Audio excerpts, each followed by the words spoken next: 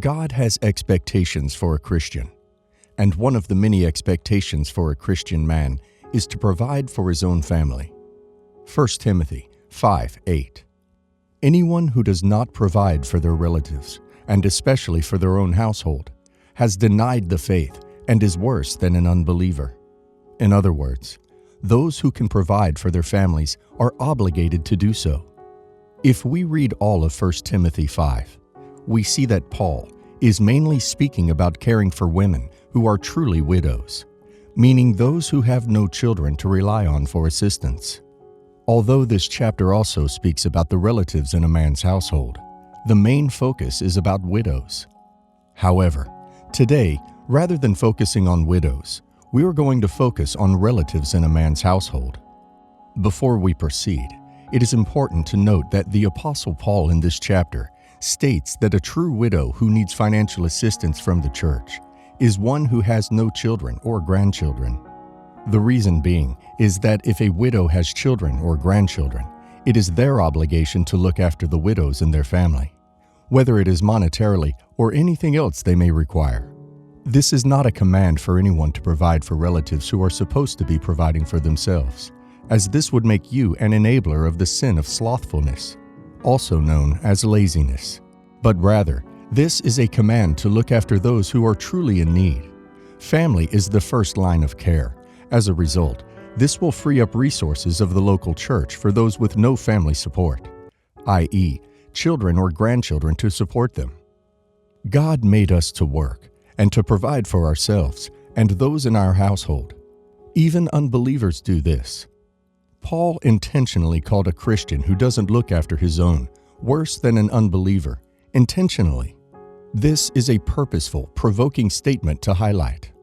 A person cannot call themselves a Christian man whilst being cold and uncaring towards the members of his own household. This is not referring to a person who cannot look after his own for reasons outside of his own control. For example, health reasons. No. This is directed to a man who is intentionally not looking after his own responsibilities. God calls men to look after their responsibilities. God calls men to honor their commitments. God calls men to have a sense of duty. And ladies, if you have a husband who goes to work and comes home and pays this bill and pays that bill, thank God for him. A Christian man is not a lazy man. In our world today, we are quick to judge sins like drunkenness. We are quick to judge adulterers, fornicators, and thieves. But very rarely do you hear a sermon against laziness. And this is not applicable to all men, because there are men who are on the other side of the spectrum, who work too much and do not have time for leisure and rest. And that itself presents issues. Do not work yourself to an early grave. Rest is a necessity. However, that is a message for another day. Today, we are focusing on laziness. Nobody talks about slothfulness anymore. The Bible does not encourage slothfulness. Look at our Lord Jesus Christ. He was motivated and active whilst he was on this earth. John 9:4. I must work the works of him that sent me, while it is day. The night cometh, when no man can work. Luke 2:49. And he said to them, Why did you seek me? Did you not know that I must be about my Father's business? Slothfulness is the opposite of being hardworking.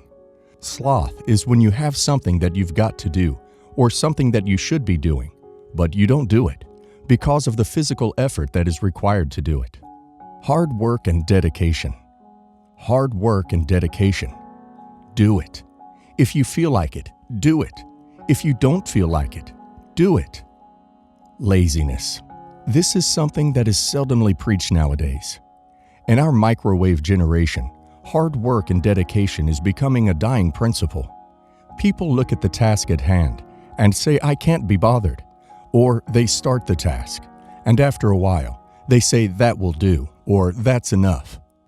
Every time you hear those three words, that will do, or that's enough, you are in the presence of a slothful person. God does not tolerate laziness. The lazier you become, the weaker you become. Laziness is a cycle. It is a hole that will drag you deeper and deeper and deeper. There is a tremendous amount of hardworking men who don't sleep enough, who need to sleep more often. But there are some men who make sleeping the objective of their day. Apart from the time of relaxing, resting, or taking a nap, as a result of tiredness, too much sleeping makes you weak, and too much sleeping is caused by laziness. The Bible talked against sleeping too much because it will result in poverty. Proverbs 24:33 and 34. Yet a little sleep, a little slumber, a little folding of the hands to sleep. So shall thy poverty come as one that travelleth, and thy want as an armed man. This is how a lazy man rationalizes his neglect of duty. A little sleep causes no harm. Surely we all need a little slumber. The problem isn't the sleep of the lazy man. It is his neglect of duty. Sleep was created by God, but God did not create sleep for you to neglect your responsibilities. I remember my football coach used to have a saying, and it has stuck with me till this day. He used to say, treat laziness like the disease it is. If you have a family to look after them. If you have children to feed, do it. Thank God for fathers, real fathers, fathers that look after their own. Fundamentally, God hates laziness. It is a sin. How is laziness a sin? James 4:17. Therefore, to him that knoweth to do good, and doeth it not, to him it is sin. This is simple to understand. If there are things you ought to do, and refuse to do them because of laziness, there is no other word for it but sin. This is not about judging you. This is about the Bible talking about being lazy and not doing the right thing.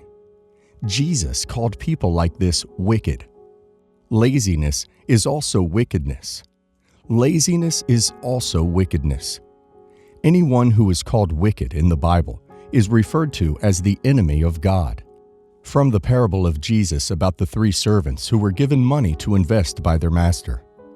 The first, who received 5 bags of gold, went at once and put his money to work, and gained 5 bags more.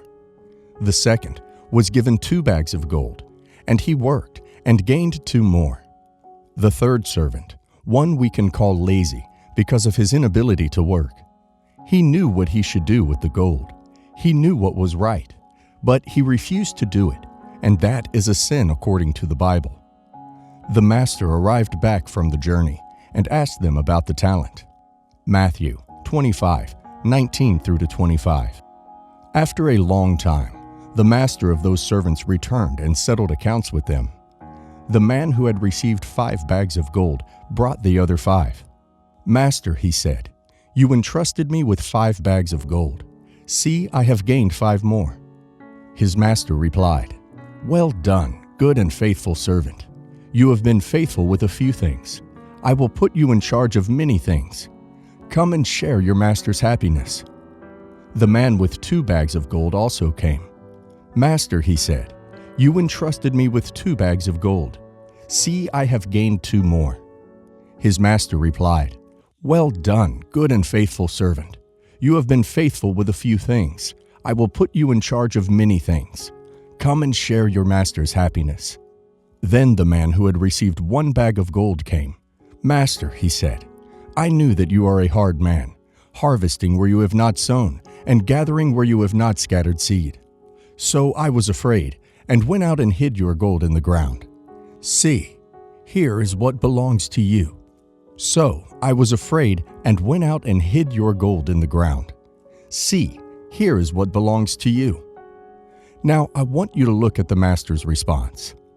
Matthew 25:26 and 27. His master replied, you wicked, lazy servant. So you knew that I harvested where I have not sown, and gather where I have not scattered seed. Well then, you should have put my money on deposit with the bankers, so that when I returned, I would have received it back with interest.